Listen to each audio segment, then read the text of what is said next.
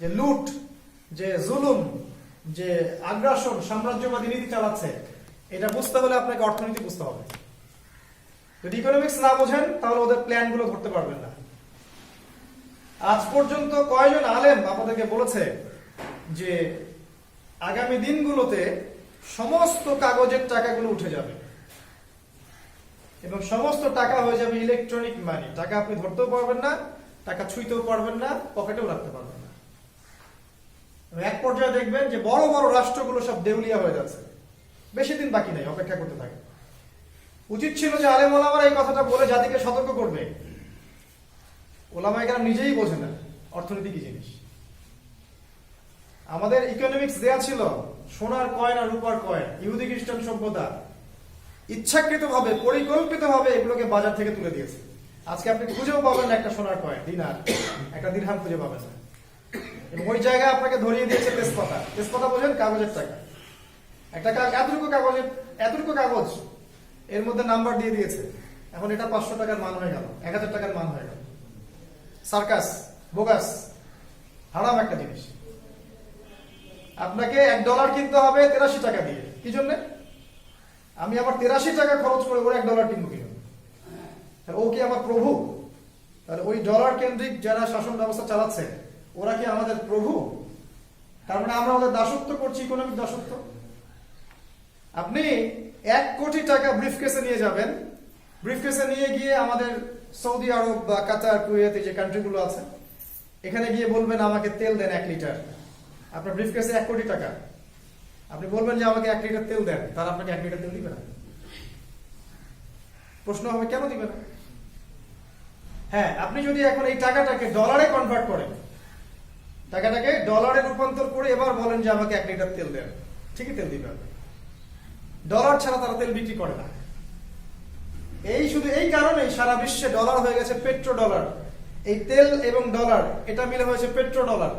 এর মধ্য দিয়ে সারা বিশ্বের এই অর্থনীতি ওরা নিয়ন্ত্রণ করছে এবং পুরো বিশ্বের এই যে ব্যাংকিং সিস্টেম এটাই ডলারের উপর ডিপেন্ডেন্ট হয়ে আছে।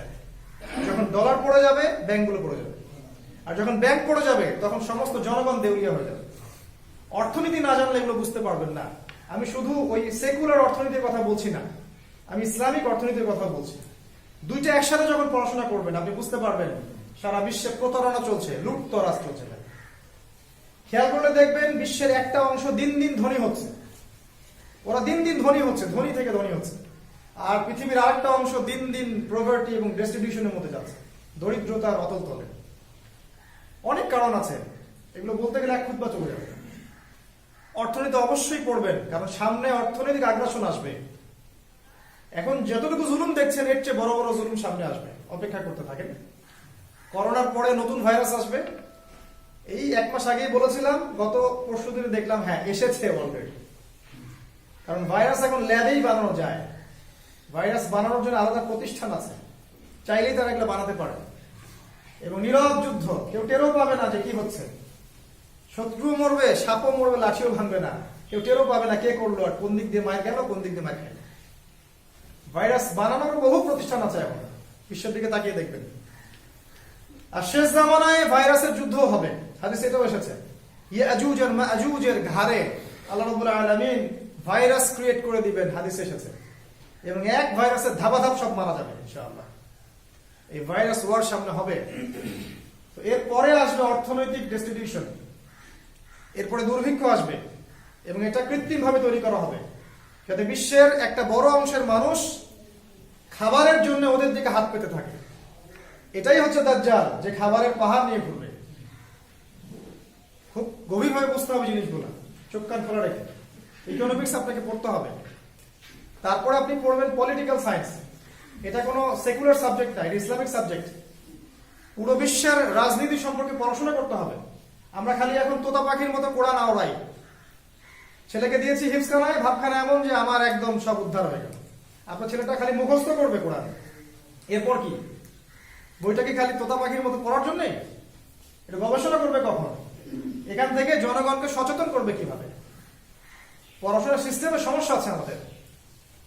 একদিকে দিবেন যেখানে সেকুলার পড়াশোনার কিছুই তারা শিখবে না, আরেকদিকে দিবেন সেখানে ইসলামের কিছু শিখবে না। দুই দিকে দৌড়াচ্ছে। তো এটা কোনো সেকুলার সাবজেক্ট নয়, পলিটিক্যাল সায়েন্স আপনাকে পড়তে হবে, জিও পলিটিক্স, পলিটিক্যাল সায়েন্স, তাহলে বুঝতে পারবেন সারা বিশ্বে কিভাবে ইহুদি, খ্রিস্টান, মুশরিক এবং কুফফার এই সভ্যতা পলিটিক্যালি মুসলিমদেরকে শাসন করছে। কোন রাষ্ট্রই এখন স্বতন্ত্র স্বাধীন নয়। এই কথাটা বুঝতে অনেক সমস্যা হয়, কিন্তু যারা আমার কথা বোঝার ক্ষমতা রাখেন, যোগ্যতা রাখেন, সাদা মনে চিন্তা করবেন কথাটা সত্য না মিথ্যা। কোন রাষ্ট্র, ইউনাইটেড নেশনস বা জাতিসংঘের আন্ডারে কোন রাষ্ট্রই স্বাধীন নয়। ওরা যা বলবে রাষ্ট্রকে সেভাবেই চলতে হয়। ওদের রেজুলেশনে যা পাস হবে সেটাই বাস্তবায়ন করা হয়। ওরা যদি রেজুলেশন পাস করে সিরিয়া আঘাত করবো, বোম মারবো, মারবে। যদি রেজুলেশন পাস করে ইয়েমেনে আঘাত করবো, মারবে। আফগানিস্তানে যাবো, যাবে। ইরাকে আঘাত করবো, করবে। আপনি ঠেকাতে পারবেন না। আজ পর্যন্ত মুসলিম নেতারা এটা বুঝতে পারছেন না যে এটা তৈরি করা হয়েছে মুসলিমদেরকে শাসন করার জন্য। এই অ্যাসোসিয়েশনটা তৈরি করা হয়েছে শুধুমাত্র মুসলিমদেরকে শোষণ করার জন্য। এর আগে কিন্তু এটা ছিল না।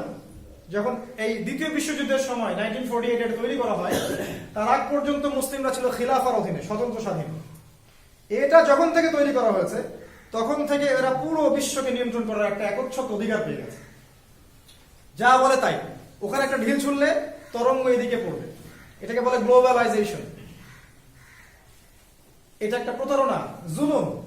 তবে ইনশাআল্লাহ তাআলা ইমাম মাহদী যখন আসবেন এবং ঈসা আলাইহিস সালাম যখন আসবেন অচিরেই, তখন এরকম কোন অ্যাসোসিয়েশন বলে কিছু পৃথিবীতে থাকবে না। এটা সুখবর আমাদের জন্য। পৃথিবীতে কোন রকম ইউনাইটেড নেশনস বলে কিছু থাকবে না ইনশাআল্লাহ। এটা বুঝতে হলে আপনাকে পলিটিক্যাল সায়েন্স পড়তে হবে এবং এটার সাথে কোরআন সুন্নাহকে মিলাতে হবে, না হলে বুঝতে পারবেন না। তারা শোষণ করছে আমাদেরকে। আমরা এখন, আপনারা তো সরকারের বিরুদ্ধে অনেক কথা বলেন, সরকার এমুক তমুক, তাগুত টাগুত, ফাসেক টাসেক, অনেক কথাই আমরা বলি, তাই না? আমাকে বা আপনি এদেশের সবচেয়ে পরেশগার মানুষ এবং আপনার মতো 1 কোটি মানুষ এই পৃথিবী, এই দেশে আছে, বাংলাদেশে মনে করেন। সবাই মিলে ক্ষমতায় যান, গিয়ে এই দেশে আপনি ইসলামিক খেলাফত কায়েম করেন, 1 মাসও টিকতে পারবেন না, 1 মাসও। চ্যালেঞ্জ। কারণ ওই জাতিসংঘ আপনাকে টিকতে দিবে না। তারা ওরা কখনোই আপনাকে ইসলামিক খেলাফত কায়েম করতে দিবে না। তাই আপনি সাপের লেজে আঘাত করছেন কেন? সাপের মাথায় আঘাত করতে হয়। সাপের মাথায় আঘাত করতে হয়, ওটাই হচ্ছে মাথা। যে আঘাতটা করবেন ঈসা আলাইহিস সালাম, তিনি এসে মাথায় আঘাত করবেন। তিনি এসে কোনো দেশে রাষ্ট্র কায়েম করবেন না, তিনি পুরো বিশ্বে ইসলামিক খেলাফত কায়েম করবেন ইনশাআল্লাহ। আমরা এই যে বিষয়গুলো বুঝি না, খালি একতরফা ইসলামিক রাষ্ট্র কায়েম করতে হবে। এটা করে দেখছেন কি বাংলাদেশের আমরা সবাই মুসলিম ভাই ভাই শত্রু হয়ে গেছি। যারা পক্ষে তারাও মুসলিম, বিপক্ষে তারাও মুসলিম।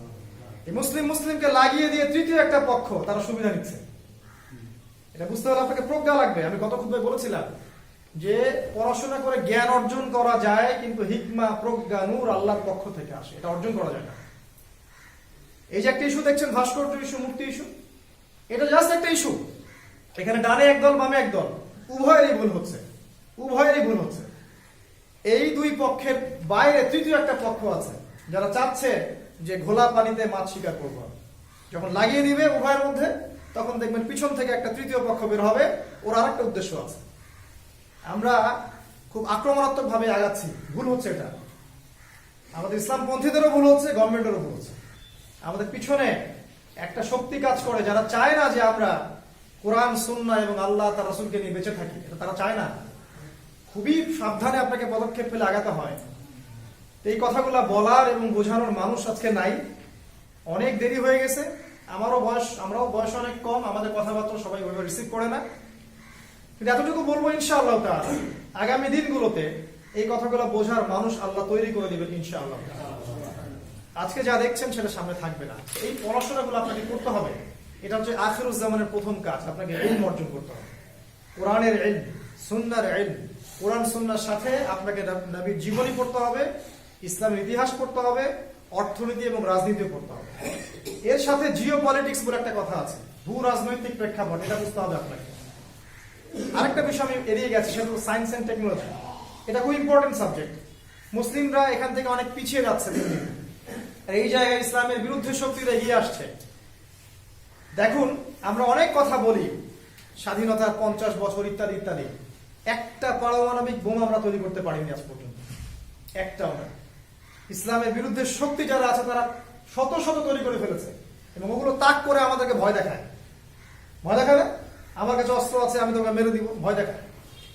আজ পর্যন্ত আমরা কিন্তু এই পর্যায়ে যেতে পারি নাই, কারণ আমরা সায়েন্স এবং টেকনোলজির দিক থেকে পিছিয়ে পড়ছি। দুর্নীতি দিয়েই তো সব ভরা, নিজের জনগণের টাকায় লুটপাট করে খাচ্ছি। ভয়, অস্ত্রের কথা রাসূল সাল্লাল্লাহু আলাইহি ওয়াসাল্লাম হাদিসে বলেছেন, আল্লাহ পাক কোরআনেও বলেছেন যে তোমরা আইদ্দু লাকুম মাসতাতা'তুম বিকুওয়া, তোমরা যখন রাষ্ট্র গঠন করবে তখন রাষ্ট্রের মধ্যে এমন কিছু অত্যাধুনিক অস্ত্র, ঘোড়া, ওই সময়কার অস্ত্রের কথা আল্লাহ পাক বলেছেন, এগুলো মজুদ করে রাখবে, যেগুলো দিয়ে তোমরা কুফফারদেরকে ভয় দেখাবে। ওরা তখন হুশ করে পা ফেলবে। যখন এগুলো আপনার কাছে থাকবে না, ওদের ঔদ্ধত্য বেড়ে যাবে, আপনাকে মূল্যায়ন করবে না ওরা। খেয়াল করে দেখেন, মুসলিম প্রতিটা কান্ট্রি আজকে এই অবস্থায় আসছে। মালয়েশিয়ার প্রচুর টাকা পয়সা আছে, কিন্তু ওকে ওরা ভয় পাচ্ছে না, কারণ ওর কাছে এরকম কোনো অস্ত্র নাই। Afghanistan, Iraq, Iran, Libya, Syria, Lebanon, সমস্ত দেশগুলোকে ওরা শোষণ করছে, কিন্তু আমাদের কাছে এই ধরনের কোনো মারণাস্ত্র না থাকার কারণে ওরা আমাদেরকে ভয় পাচ্ছে না। আমরা ওদেরকে ভয় পাচ্ছি, কারণ চায়নার কাছে অস্ত্র আছে, উত্তর কোরিয়ার কাছে অস্ত্র আছে, ব্রিটেনের কাছে আছে, ফ্রান্সের কাছে আছে। যে ফ্রান্স বয়কট করলেন, ওর কিছুই আসে যায় না। ওর কাছে এমন নিউক্লিয়ার ওয়েপন্স আছে, একটা ফেলে দিলেই মুসলিম কান্ট্রি শেষ। কি করবেন আপনি? জনগণকে বাঁচাবেন কেমন করে? এই জন্য উচিত ছিল আমাদের শুরু থেকে এই দিকে ফোকাস করা। আমরা করি নাই, কোনো আলেম মিম্বর থেকে কথাটা বলতেও সাহস পাই। এগুলো সরকারকে নসিহত করতে হয়, কারণ তারা সবকিছু বুঝতে পারবেন না। কোরআন সুন্নাহর সব জ্ঞান তাদের কাছে থাকবে না, এটাই স্বাভাবিক। এবং প্রত্যেক যুগের ওলামায়ে কেরামের উচিত কোরআন সুন্নাহকে দিয়ে বিশ্বকে ব্যাখ্যা করে জনগণ এবং সরকারের সামনে উপস্থাপন করা। এটাই দায়িত্ব ওলামায়ে কেরাম, বাস এতটুকুই। আল্লাহ পাক তাদেরকে এই ক্ষমতা এই জন্য পাঠান নাই জোর করে যাওয়া রাষ্ট্র ক্ষমতা দখল করে আসো, কখনো না। এই জায়গা থেকে আমরা সরে আসছি। আল্লাহ বোঝার তৌফিক দিন, আল্লাহুম্মা আমিন। 2 নাম্বার, ইলম অনুযায়ী আপনাকে আমল করতে হবে। 2 নাম্বার, ইলম অনুযায়ী আপনাকে আমল করতে হবে। এই জায়গায় আমি খালি একটা কথা বলবো, যে আপনি সকাল থেকে নিয়ে রাত পর্যন্ত যে কোনো একটা ভালো বই থেকে রাসূলুল্লাহ সাল্লাল্লাহু আলাইহি ওয়াসাল্লামের সুন্নাহগুলো শিখে নেন। তিনি কখন ঘুমাতেন, কখন ঘুম থেকে উঠতেন, তাহাজ্জুদে কি পড়তেন, 5 ওয়াক্ত নামাজ কিভাবে পড়তেন, দোয়া কালাম কেমন করে করতেন, জিকির আজকার কেমন করে করতেন, সারাদিন রাসূল সাল্লাল্লাহু আলাইহি ওয়াসাল্লাম কি করতেন, এটা জেনে আপনি বাস্তবায়ন করেন, আপনি সারাদিন ইবাদতের মধ্যে থাকবেন ইনশাআল্লাহ। সুবহানাল্লাহ। আপনার ঘুমটা ইবাদত হয়ে যাবে। দেখেন, তিনি রাত্রে তাড়াতাড়ি ঘুমাতেন, আমরা এখন ঘুমাই রাত 12টা 1টা 2টার দিকে। তিনি শেষ রাত্রে উঠতেন, ওই সময় ওঠার তৌফিক আমাদের হচ্ছে না, আল্লাহ তৌফিক দান করুন। ফজরের নামাজ জামাতে পড়তেন, আমরা নামাজে আসি না। আমরা ইসলামের জন্য জীবন দিতে চাই, কিন্তু নামাজ পড়ি না 5 ওয়াক্ত, সুবহানাল্লাহ। আমরা কোরআনের জন্য জীবন দিতে চাই, কোরআন তেলাওয়াত করতে পারি না। আমরা নবীর নামে কেউ গালি দিলে একদম রক্ত গরম হয়ে যায় একদম, নবীর সুন্নাহ আমাদের মধ্যে নাই। তো এইসব ভণ্ডামি দিয়ে ইসলাম কায়েম হবে না। আগে নিজের মধ্যে ঠিক করেন, নিজেকে ঠিক করে নাই। খালি ওই রাস্তায় নামা আর ভাঙচুর করা আর এই করা সেই করা, এগুলো আইওয়াশ দিয়ে কিছু হয় না। কাজ নিজের মধ্যে আগে করতে হয়। আগে আমরা রাসূলের সুন্নাহয় আসি, তার মতো করে ঘুমাতে শিখি, তার মতো করে জাগতে শিখি। তিনি যেভাবে 5 ওয়াক্ত নামাজ গুরুত্বের সাথে মসজিদে পড়তেন, আগে সেটা করেন। তার সুন্নাহগুলোকে বাস্তবায়ন করেন। চেহারা সুরত দেখলে তো বোঝা যায় না যে এটা হিন্দুর চেহারা না মুসলিমের চেহারা। কোথায় আছেন? ব্যবসা বাণিজ্য করেন, হারাম খাচ্ছি। আপনি চাকরিতে গেছেন, প্রতারণা করছেন। সরকারি পোস্টে আছেন, দুর্নীতি করছেন। আপনি চাকরি নিচ্ছেন ঘুষ দিয়ে। সব জায়গায় তো দুর্নীতি, আপনার সব জায়গায় তো সুন্নাহ খেলাফ কাজ। তো এই ধরনের মানুষদেরকে দিয়ে ইসলামিক স্টেট কায়েম হবে নাকি? বরং এই ধরনের মানুষের উপরে যে ক্ষমতায় থাকবে তারও তো মহাবিপদ। সে তো বিপদ, মুসিবতে আছে সে। জনগণ যখন ইসলামপন্থী না হয় ততক্ষণ পর্যন্ত আপনি ইসলামিক স্টেট পাবেন না, সোজা কথা। জনগণ যখন পর্যন্ত ইসলামপন্থী হবে না, প্রকৃত ইসলামপন্থী, ওই নামকা বাস্তে না, রিয়েল মুজাহিদ, রিয়েল দাঈ, আলেম, সাহাবীদের মতো চেতনাধারী, ততক্ষণ পর্যন্ত আপনি ওই মদিনার খেলাফত পাবেন না। এই একটা কারণেই আজ পর্যন্ত হয়নি কাজগুলো। তো আমল করতে হবে ভাই। দিন রাত 24 ঘন্টা রাসূলুল্লাহ সাল্লাল্লাহু আলাইহি ওয়াসাল্লামের সুন্নাহ মতো চলতে হবে ইনশাআল্লাহ। আল্লাহ পাক তৌফিক দান করুন। দেখেন, রাসূল সাল্লাল্লাহু আলাইহি ওয়াসাল্লাম ইবাদত করতেন, নামাজ আদায় করতেন, পরিবারকে সময় দিতেন, তিনি দ্বীন প্রচার করতেন, প্রয়োজনে তিনি যুদ্ধের মাঠে যেতেন, প্রয়োজনে তিনি ব্যবসা করেছেন, তারপরে তিনি অনেক সময় পশুপালনও করেছেন, স্ত্রীর সাথে গল্প করেছেন, রাতের বেলা তাকে নিয়ে হেঁটেছেন।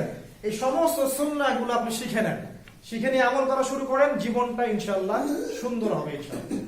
টেনশন কমে যাবে, বরকত চলে আসবে, রহমত নেমে আসবে ইনশাআল্লাহ। অতএব শুধু জ্ঞান অর্জন করলেই হবে না, জ্ঞান অনুযায়ী আমল করতে হবে। সময় নষ্ট করবেন না, আজকে থেকেই শুরু করে দেন ইনশাআল্লাহ। আপনি জানেন আগামীকালের কোনো গ্যারান্টি নাই, আগামীকালের কোনো গ্যারান্টি নাই ভাই। আজকে থেকেই শুরু করে দেন রাসূলের সুন্নাহর উপর আমল। কি পাবেন? ওই যে বললাম, আল্লাহ পাক আপনাকে রহম করবেন, আল্লাহ পাক আপনাকে বরকত দিবেন, আপনার জীবনটা গুছিয়ে আসবে, আপনার টেনশন দূর হয়ে যাবে ইনশাআল্লাহ। দেখবেন আপনি দুনিয়াতেও সুখী, পরকালেও সুখী ইনশাআল্লাহ। এই হলো 2 নম্বর কাজ। 3 নম্বর হচ্ছে আপনাকে আদর্শ ইসলামিক পরিবার গড়ে তুলতে হবে শেষ জামানায়। শেষ জামানায় যদি সফল হতে চান, অবশ্যই আদর্শ ইসলামিক পরিবার গড়ে তুলতে হবে। আদর্শ ইসলামিক পরিবার কেমন? যেই পরিবারে খাবার থাক বা না থাক, আল্লাহ এবং তার রাসূল আছেন, এটা আদর্শ পরিবার। আবু বকর সিদ্দিক রাদিয়াল্লাহু আনহুকে একবার রাসূল সাল্লাল্লাহু আলাইহি ওয়াসাল্লাম বলেছিলেন, তুমি যে এত টাকা দান করলে, বাসায় কি রেখে আসছো? তুমি যে তাবুক যুদ্ধে এত টাকা পয়সা দান করছো, বাসায় কি রেখে আসছো? তিনি বলছেন, আমি আল্লাহ এবং তার রাসূলকে রেখে আসছি, বাস, বাকি সব দিয়ে দিয়েছি। তো পরিবারে হয়তো অভাব থাকবে, আমাদের সবার বড় চাকরি থাকবে না, বড় ব্যবসা থাকবে না, কারো হয়তো দিন আনবো দিন খাবো, আল্লাহ এবং তার রাসূল যেন পরিবারে থাকে ইনশাআল্লাহ। আয়েশা রাদিয়াল্লাহু আনহাকে জিজ্ঞাসা করা হতো যে আপনারা বাসায় কি খেয়ে থাকতেন? তিনি বলতেন, আমাদের এমন 3 মাস চলে যেত, চুলা জ্বলতো না, চাঁদের পর চাঁদ চলে যাইত, কিন্তু চুলা জ্বলতো না। প্রশ্ন করা হতো, আপনারা কি খেয়ে বাঁচতেন? উত্তর দিতেন, আমরা ওই খেজুর ভিজানো পানি খেয়ে থাকতাম। চিন্তা করতে পারেন, তিনি আমাদের নবী মুহাম্মদ সাল্লাল্লাহু আলাইহি ওয়াসাল্লামের স্ত্রী, যিনি একবার আল্লাহর কাছে দোয়া করলেই তাকে আল্লাহ পাক সোনার পাহাড় দিতে পারতেন। সেই নবী এই কষ্ট করে গেছেন, কাদের জন্য? আমাদের জন্য। তিনি বলতেন যে আমাদের ঘরে খাবার থাকতো না, আমাদের ঘরে অভাব থাকতো, কিন্তু আল্লাহর রহমত আমাদের ঘরে থাকে। এই হচ্ছে আদর্শ পরিবার। আমরা বোঝাতে পারি না আদর্শ পরিবার কি।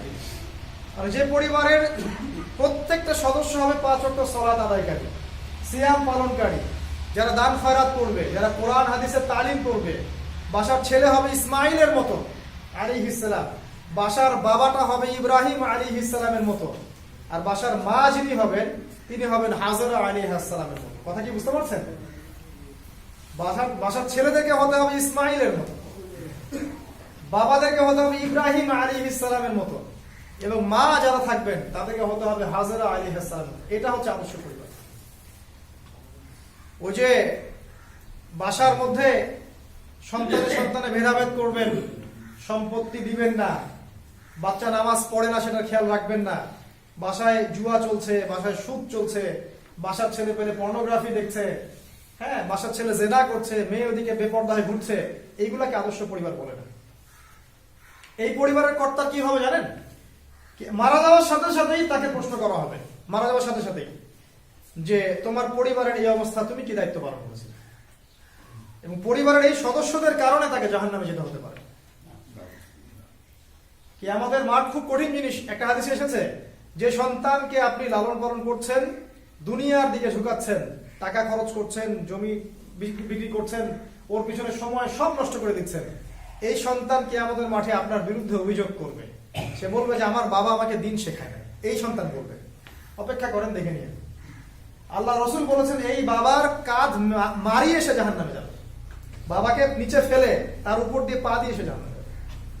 কোনো সম্পর্ক না। রাত্রেবেলা ঠান্ডা মাথায় আমার এই কথাটা চিন্তা করবেন, আজকে থেকে রাত্রেবেলা ঘুমানোর সময় ঠান্ডা মাথায় চিন্তা করবেন যে আপনি পৃথিবীতে নাই, আপনি মারা গেছেন। আপনি চোখ বন্ধ করে চিন্তা করবেন যে আপনার এই পরিবারটা থেমে আছে কিনা, কেউ আপনার জন্য থেমে থাকবে না।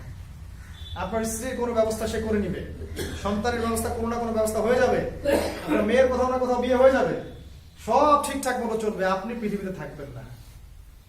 কারো জন্য কিছু থেমে থাকে না, তাই এই মোহের মধ্যে পড়বেন না। এই সম্পর্কগুলো টেম্পোরারি, মারা যাওয়ার সাথে সাথেই শেষ। হ্যাঁ, যদি ইসলামিক পরিবার হয় তাহলে পুরো পরিবারই জান্নাতে যাবে ইনশাআল্লাহ। এটাও কিন্তু সূরা দুখানের মধ্যে এসেছে। পরিবার যদি ইসলামিক হয়, বাবাও জান্নাতে যাবে ইনশাআল্লাহ, মাও যাবে, সন্তানও যাবে ইনশাআল্লাহ। সেখানে আল্লাহ পাক বলেছেন, আমি জান্নাতে ওদেরকে একত্রিত করে দিব ইনশাআল্লাহ। অতএব পরিবারের ইসলামিক আদর্শগুলো সম্পর্কে সচেতন হন। ডিটেলস অনেক কথা আছে, এগুলো জেনে নেবেন ইনশাআল্লাহ, সংক্ষিপ্ত সময় বলার সুযোগ হয় না। শুধু এতটুকু বলবো, কোরআন এবং সুন্নাহর বিধানগুলো আপনার পরিবারে বাস্তবায়ন করুন। কঠোর হয়ে যান, কঠোর।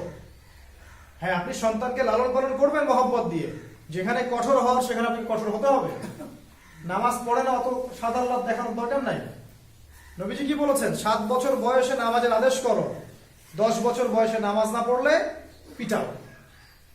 দেখেন, যিনি পিটাতে বলছেন তিনি পৃথিবীর সবচেয়ে নরম মানুষ, সবচেয়ে নরম মানুষ পৃথিবীর, মুহাম্মদ সাল্লাল্লাহু আলাইহি ওয়াসাল্লাম, যাকে মানুষ কতই না গালি দিয়েছে, কতই না আঘাত করেছে, কতই না মানে তোহমত দিয়েছে, তিনি সবাইকে মাফ করে দিয়েছেন।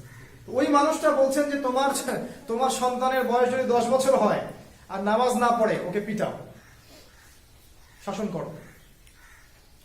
একটা হাদিস এসেছে, পরিবারের দেয়ালের মধ্যে শাসনের লাঠি কখনো নামাবে না, ঝুলিয়ে রাখবে। আদর করবো, মহব্বত করবো, সব ঠিক আছে, ওটা আদরের জায়গায়। যেখানে ইসলামের বিরুদ্ধে ও কিছু করছে, ওকে তখন শাসন করতে হবে। যদি না করেন, আপনার পরিবারে আপনি পস্তাবেন। আল্লাহ পাক বোঝার তৌফিক দান করুন, আল্লাহ আমিন। 3 নম্বর যেটা বললাম, আপনাকে আদর্শ পরিবার গঠন করতে হবে। শেষ করছি সময়। 4 নম্বর যে কাজটা করতে হবে সেটা হলো যে আপনাকে ইসলামের দাওয়াত প্রচার করতে হবে। এই দাওয়াত প্রচার করার দায়িত্বটা শুধুমাত্র আলেম ওলামার নয়, এটা মূল দায়িত্ব যদিও আলেম ওলামার, কিন্তু আমভাবে সবাইকে ইসলামের দাওয়াত প্রচার করতে হবে। নবী সাল্লাল্লাহু আলাইহি ওয়াসাল্লাম বলেছেন, বাল্লিগু আন্নি ওয়ালাউ আয়া, একটা আয়াত যদি জানো প্রচার করো। আপনি জানেন যে সুদ হারাম, প্রচার করেন। আপনার বন্ধু বলেন, ভাই সুদ খাইস না, সুদ হারাম। ভাই ওদিকে যাইস না, এই চাকরিটা হারাম। ভাই ঘুষ খাইস না, এটা হারাম। ভাই দুর্নীতি করিস না, এটা হারাম। এতটুকু তো জানেন আপনি। এখানে তো আপনাকে মুফতি হওয়ার দরকার নাই, মুফাসসির হওয়ার দরকার নাই, তাই না? এই দাওয়াতটা ছেড়ে দিলে কি হয় জানেন? এই দাওয়াত ছেড়ে দিলে উম্মাহ ক্ষতিগ্রস্ত হয়, সমাজে দুর্নীতি নেমে আসে, ফাসাদ জুলুম নেমে আসে এবং বিধর্মীদের শাসন চেপে যায়। একটা হাদিস এসেছে, যখন সমাজের মানুষ সৎ কাজের আদেশ এবং অসৎ কাজের নিষেধ ছেড়ে দিবে, তখন আল্লাহর পক্ষ থেকে গজব আসবে এবং তখন মানুষ আল্লাহর কাছে দোয়া করবে, দোয়া কবুল হবে না। সুম্মা তাদউনাহু ইলাইহি, তোমরা আল্লাহর কাছে দোয়া করবে, লা ইউস্তাজাবু দুআকুম, তোমাদের দোয়া কবুল করা হবে না। নবীজি বলেছেন। কখন হবে না? যখন আপনি সৎ কাজের আদেশ ছেড়ে দিয়েছেন, অসৎ কাজের নিষেধ ছেড়ে দিয়েছেন। প্রত্যেক ভাইকে অনুরোধ করব, যতটুকু জানেন দ্বীনের সম্পর্কে আপনি প্রচার করেন। যেটা মাসআলা কঠিন, ফিকহের ব্যাপার আছে, ইখতিলাফ আছে, বাদ দেন ওটা আপনি জানেন না, বলারও দরকার নেই। যতটুকু জানেন সেটা বলেন, জানেন না চুপ করে থাকেন। এতটুকু কাজ যদি আমরা করতে পারি, আরেকটা নেকি পাবেন। যত মানুষ আপনার দাওয়াতের মাধ্যমে ওই আমলটা ধরবে, বা যত মানুষ আপনার দাওয়াতের মাধ্যমে ওই খারাপ কাজটা ছেড়ে দিবে, এই সমস্ত নেকি আপনার আমলনামায়